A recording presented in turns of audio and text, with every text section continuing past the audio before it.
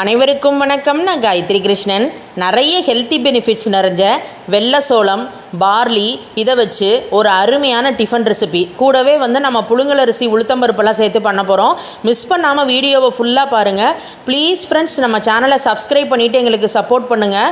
உங்கள் சப்போர்ட் இல்லாமல் இவ்வளோ தூரம் வந்திருக்கவே முடியாது. முடிஞ்ச அளவுக்கு வீடியோவை ஃப்ரெண்ட்ஸ் அண்ட் ஃபேமிலியோடவும் ஷேர் பண்ணுங்கள். இந்த ஹெல்த்தி டிஃபன் பண்ணுறதுக்கு பார்த்தீங்கன்னா நான் தேவையானது எல்லாமே எடுத்து வச்சுருக்கேன். எல்லாமே பார்த்தீங்கன்னா ஒரே சைஸ் டம்ளர் தான். ஒரு டம்ளர் புழுங்கலரிசி அதை இங்கே ஒரு பாத்திரத்தில் நம்ம ஆட் பண்ணிக்கலாம். அதே சைஸ் டம்ளர்லேயே பார்த்தீங்கன்னா ஒரு டம்ளர் அளவுக்கு வெள்ளை சோளம். இப்போ இதோட கூடவே ஒரு டம்ளர் அளவுக்கு பார்லி இதையும் நம்ம சேர்த்துக்க போகிறோம். உளுத்தம்பருப்பை நம்ம தனியாக தான் ஊற போட்டுக்கணும். இன்னொரு பாத்திரம் எடுத்து வச்சுருக்கேன். அதில் ஒரு டம்ளர் அளவுக்கு உளுத்தம்பருப்பு, கூடவே பார்த்திங்கன்னா ஒரு அரை ஸ்பூன் அளவுக்கு வெந்தயத்தையும் நான் ஆட் பண்ணிக்கிறேன். இப்போ இது ரெண்டையுமே நம்ம தனித்தனியாக வாஷ் பண்ணி எடுத்துகிட்டு வந்துடலாம். ரெண்டையும் வாஷ் பண்ணி மூழ்கிற அளவுக்கு தண்ணி விட்டு வச்சாச்சு. மூடி வச்சுருங்க. 6 to 7 hours ஊறணும். வேணால் வெள்ளை சோளம்லாம் போட்டனால எல்லாமே ஊறி வரணும். இப்போ கரெக்டாக பார்த்தீங்கன்னா ஒரு 7 hours ஆயாச்சு. பாருங்கள் எல்லாமே எவ்வளோ அருமையாக ஊறி வந்திருக்கு அப்படின்னு. இப்போ எப்படி அரைக்கிறதுன்னு தான் நம்ம பார்க்க போகிறோம். நாங்கள் இன்றைக்கி கிரைண்டரில் அரைச்சி எடுத்துக்க போகிறோம். வேணுங்கிறவங்க நீங்கள் மிக்ஸி ஜாரில் கூட நீங்கள் அரைச்சி எடுத்துக்கலாம். கிரைண்டரில் அரைக்கிறதுக்கு முன்னாடி ஃபஸ்ட்டு கொஞ்சமாக தண்ணியை விட்டுக்கோங்க. உளுத்தம்பருப்பை நம்ம முதல்ல அரைச்சி எடுத்துக்கலாம். உளுத்தம்பருப்பையும் வெந்தயத்தையும் தண்ணியை விட்டுட்டு அப்புறமா நீங்கள் உளுத்தம்பருப்பை சேர்த்து பண்ணும்போது கல்லுக்கு அடியில் சிக்கிக்காமல் நல்லா நைஸாக அரைப்பட்டு வரும். இதுவும் கிரைண்டரில் அரைக்கிறதுக்கு ஒரு டிப்ஸ் தான். அப்பப்போ சைடை வலிச்சு விட்டுக்கோங்க. உளுத்தம்பருப்பு சம்டைம்ஸ் அரைப்படாமல் சைடில் ஒட்டியிருக்கும். தண்ணியும் பார்த்திங்கன்னா தெளித்து விட்டு அப்பப்போ நம்ம அரைச்சி எடுத்துக்கணும். அப்போ தான் நல்லா ஃப்ளஃபியாக மாவு அரைஞ்சி வரும். பாருங்கள் எவ்வளோ சூப்பராக வந்திருக்கு அப்படின்னு. நல்லா ஃப்ளஃபியாக அவ்வளோ அருமையாக நம்மளோட உளுந்து அரைஞ்சி வந்திருக்கு. இப்போ உளுந்த மாவு நம்ம ஒரு பாத்திரத்தில் எடுத்து வச்சாச்சு பாருங்கள். இப்போ அடுத்தது நம்ம ஊற வச்சுருந்த புழுங்கலரிசி, பார்லி, வெள்ளை சோளம் மூணையும் அரைச்சி எடுத்துக்க போகிறோம். அதையும் கிரைண்டரில் சேர்க்குறதுக்கு முன்னாடி கொஞ்சமாக தண்ணி ஆட் பண்ணிவிட்டு இதையும் ஆட் பண்ணிக்கிறேன். அதே ப்ரொசீஜர் தான். சைடில் அப்பப்போ எடுத்து விட்டுக்கோங்க. தண்ணியை தெளித்து அரைக்கணும். பார்க்கலாம். பாருங்கள் இந்த அளவுக்கு அரைக்கணும். இது பார்த்திங்கன்னா ரொம்ப நைஸாக அரைக்கக்கூடாது. லேசாக அந்த ஒரு கொரகொரப்போட ஒரு சின்ன ரவை பதம்னு சொல்லுவாங்கள்ல, அந்த அளவுக்கு நம்ம இதை அரைச்சி எடுத்துக்கணும். இப்போ அரைச்ச அந்த பார்லி மாவையும் பார்த்திங்கன்னா இந்த உளுந்து அரைச்சதோடையே நம்ம ஆட் பண்ணிட்டோம். தேவையான அளவு உப்பையும் நம்ம இதில் சேர்த்துடலாம். இப்போ இதை நம்ம மிக்ஸ் பண்ண போகிறோம். ரெண்டையும் தனித்தனியாக அரைச்சனால எல்லாமே நல்லா சேர்ந்து வர மாதிரி கையை வச்சு அடித்து கலக்கணும். அப்போ தான் மாவு புளிச்சு ரொம்பவே அருமையாக நம்மளோட ரெசிபி ரெடியாகி வரும். பாருங்கள் இந்த மாதிரி அடித்து கலந்து விட்டுக்கோங்க. வேணுங்கிற மாவை மட்டும் இப்போ நான் தனியாக கொஞ்சமாக எடுத்து புளிக்க விட போகிறேன். மீதியை நான் ஃப்ரிட்ஜில் ஸ்டோர் பண்ணி வச்சுக்கிறேன். ஃப்ரிட்ஜிலே அது கொஞ்சம் புளிச்சு வந்துடும். இப்போ பார்த்திங்கன்னா தேவையான அளவு மாவை நான் எடுத்து வச்சுட்டு அதை ஒரு 8 மணி நேரம் கிட்ட நான் புளிக்க வச்சு எடுத்து வச்சுருக்கேன். பாருங்கள் இப்போ கரெக்டாக ஒரு 8 hours ஆயிருக்கு. மேலே பார்த்திங்கன்னா தெரியுது உங்களுக்கு புளியாக நல்லா மாவு பார்த்திங்கன்னா புளிச்சு பொங்கி வந்திருக்கு. அடி ஒட்ட சேர்த்து கலந்து விட்டுக்கோங்க. கன்சிஸ்டன்சி பார்த்திங்கன்னா இந்த மாதிரி தான் இருக்கணும். இன்றைக்கி நம்ம பார்த்திங்கன்னா வெள்ளை சோளம், பார்லி சேர்த்து இட்லி ரெசிப்பியும் தோசை ரெசிப்பியும் தான் பண்ண போகிறோம். 2 in 1 ஒரே மாவில் 2 பண்ணிக்கலாம். இந்த மாதிரி நீங்கள் திக்கான கன்சிஸ்டன்சியாக மாவு அரைக்கும் போது அதில் நீங்கள் இட்லி ப்ரிப்பேர் பண்ணிக்கலாம். ஃபஸ்ட்டு நல்லா இந்த மாதிரி மாவு இருக்கணும். இட்லி பிளேட்ஸில் ஆயில் அப்ளை பண்ணிவிட்டு மாவு எல்லாத்தையும் விட்டாச்சு. இப்போ இட்லி பாத்திரத்தில் அடியில் தண்ணி வச்சு கொதி வந்ததுக்கப்புறம் அந்த பிளேட்டை உள்ளே இறக்கி வச்சுருங்க. மூடி வச்சிடலாம். ஒரு 10 நிமிஷம் மிதமான சூட்லேயே ரெடியாகி வரணும். ரெடியாகிறதுக்குள்ளே நம்ம இதுக்கு தோசை ப்ரிப்பேர் பண்ண போகிறோம். பாருங்கள் அதே மாவில் இன்னும் கொஞ்சமாக மட்டும் தண்ணியை சேர்த்துட்டு தோசை மாவு பதத்துக்கு இதை நம்ம ரெடி பண்ணி எடுத்துக்க போகிறோம். நீங்கள் திக்காக மாவு அரைச்சிட்டிங்கன்னா அதில் நீங்கள் இட்லியும் விட்டுக்கலாம். வேணுங்கிற தண்ணி ஆட் பண்ணி நீங்கள் தோசையும் ப்ரிப்பேர் பண்ணிக்கலாம் ஒரே மாவில். ரொம்ப ரொம்ப ஹெல்த்தி. தோசை பார்த்திங்கன்னா நல்லா ரோஸ்ட்டாக வரும். நீங்கள் குண்டாக விட்டிங்கன்னா ஊத்தப்பம் மாதிரியும் நீங்கள் விட்டுக்கலாம். நல்லா இந்த மாதிரி ஸ்ப்ரெட் பண்ணி விட்டிங்கன்னா மெல்லிஸாக ரோஸ்ட்டாக சூப்பராக வரும். பார்த்தாலே தெரியுது நல்லா ப்ரௌனிஷாக சூப்பராக இருக்கும் ரெசிபி. ஒரு சைடு ரெடி ஆனதுக்கப்புறம் எண்ணெய் விட்டு நல்லா ரெடியாகி திருப்பி போட்டுருங்க. அடுத்த சைடு ரெடி ஆனதுக்கப்புறம் எடுத்துடலாம். இந்த தோசை இட்லிலாம் சுட சுட அப்படியே சர்வ் பண்ணால் தான் நல்லாயிருக்கும். எவ்வளோ மொறுமொறுன்னு வந்திருக்கு பாருங்கள் தோசை. எல்லா மாவுக்கும் இப்படியே நம்ம தோசை ப்ரிப்பேர் பண்ணி எடுத்துக்கலாம். உங்களுக்கு இன்னொரு தோசையும் ரெடி பண்ணி காட்டியிருக்கோம். அதுவும் ரொம்பவே அருமையாக வந்திருக்கு. தோசை ரெடியாகியாச்சு. இட்லி பார்த்திங்கன்னா ஒரு 10 minutes ரெடியாக எடுத்து அருமையாக ரெடியாகி வந்திருக்கு பாருங்கள். இப்போ இந்த பிளேட் எடுத்து வெளியே வச்சுருங்க. ஆறுனதுக்கப்புறம் தான் நம்மளால் இட்லி எடுத்து பார்க்க முடியும். கொஞ்சம் ஆறுனதுக்கப்புறம் ஒரு ஸ்பூனை வச்சு நீங்கள் எடுத்திங்கனாலே அருமையாக இட்லி வந்துடும். இட்லி நான் உங்களுக்கு ஒன்று எடுத்து காட்டுறேன். உங்களுக்கு ப்ரெஸ் பண்ணி காட்டுறேன் பாருங்கள். எந்த அளவுக்கு இட்லி நல்லா சாஃப்டாக வந்திருக்கு பாருங்கள். தோசை பார்த்தீங்கன்னா கிறிஸ்பியாக வரும், இட்லி சாஃப்டாக வரும். இன்றைக்கி ரெசிபி பார்த்துருப்பீங்க.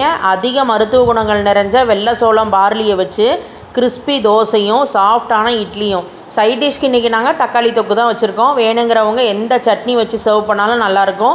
இன்றைக்கி நம்ம சம்பா கோதுமை ரவையை வச்சு இதோட பருப்புகள் எல்லாம் சேர்த்து ஒரு சூப்பரான டிஃபன் ரெசிபியும் ஒரு சைட் டிஷ்ஷும் பார்க்கலாம். அவ்வளோ அருமையாக இருக்கும் இந்த டிஃபன். ரொம்ப ரொம்ப ஹெல்த்தியான ஒரு டிஃபன் ரெசிபி. இந்த ரெசிபி பண்ணுறதுக்கு நான் இன்றைக்கி இந்த சைஸ் டம்ளரில் தான் எல்லாமே மெஷர்மெண்ட் அளந்திருக்கேன். இந்த டம்ளரில் 2 டம்ளர் அளவுக்கு சம்பா கோதுமை ரவை எடுத்து வச்சுருக்கேன். அதை வந்து இங்கே ஒரு மிக்சிங் பவுலில் ஆட் பண்ணிக்கலாம். மீதி எல்லா பருப்புமே அதே சைஸ் டம்ளரில் தான் அளந்திருக்கேன். அந்த டம்ளரில் 1/2 டம்ளர் கடலைப்பருப்பு, துவரம்பருப்பு 1/4 டம்ளர் எடுத்திருக்கேன். உளுத்தம்பருப்பு, பாசிப்பருப்பு ரெண்டுமே 2 டேபிள் ஸ்பூன் எடுத்து வச்சுருக்கேன். காரத்துக்கு 4 வரமிளகா காம்பை எடுத்து வச்சுருக்கேன். நீங்கள் உங்கள் காரத்துக்கு ஏற்ற மாதிரி நீங்கள் எடுத்துக்கிற அளவெல்லாம் பொறுத்து நீங்கள் பார்த்துட்டு வரமிளகா சேர்த்துக்கலாம். இப்போ இது எல்லாத்தையும் எப்படி ஊற போடுறதுன்னு சொல்லிட்டு நம்ம பார்ப்போம். சம்பா கோதுமை ரவையை இந்த பேசினில் நம்ம அப்படியே ஊற போட்டுக்கலாம். அது அப்படியே இருக்கட்டும். இங்கே இன்னொரு மிக்சிங் பவுல் எடுத்து வச்சுருக்கேன். அதில் நம்ம பருப்பு எல்லாத்தையும் ஊற போட்டுக்க போகிறோம். ரெண்டுமே வந்து நம்ம தனித்தனியாக தான் ஊற போடணும். பருப்பு ஒவ்வொன்றா ஆட் பண்ணிடலாம். கடலைப்பருப்பு, துவரம்பருப்பு சேர்த்துக்கலாம், உளுத்தம்பருப்பு, பாசிப்பருப்பு ஆட் பண்ணிக்கலாம். இப்போ இந்த பருப்பை நம்ம வாஷ் பண்ணி எடுத்துகிட்டு வந்துடுவோம். பருப்பு எல்லாத்தையும் வாஷ் பண்ணி மூழ்கிற அளவுக்கு தண்ணி விட்டுட்டோம். சம்பா கோதுமை ரவை நான் வாஷ் பண்ணலை, அதுலேயே அப்படியே தண்ணி விட்டு டைரெக்டாகவே நான் ஊற போட்டுக்கிறேன். ஏன்னா அது க்ளீனாக இருக்குது. இப்போ இதையும் நம்ம தண்ணி விட்டாச்சு. இப்போ இந்த பருப்பில் நான் இப்போ அந்த வரமிளகாயும் சேர்த்துக்கிறேன். இப்போ இது ரெண்டுமே சேர்ந்து ஒரு 2 ஹவர்ஸ் ஊறட்டும். மூடி வச்சிடலாம்.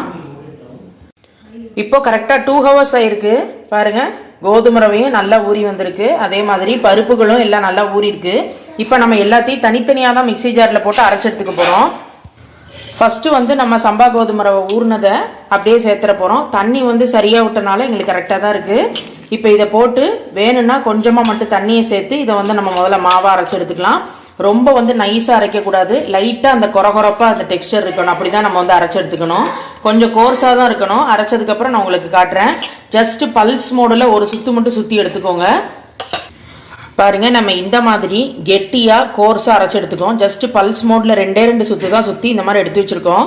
இங்கே ஒரு பாத்திரத்தில் நம்ம ஆட் பண்ணிடலாம். இது நம்ம இன்றைக்கி கோதுமை ரவையில் அடை ரெசிபி தான் பார்க்க போகிறோம். அதனால் இந்த மாதிரி திக்காக தான் இருக்கணும்.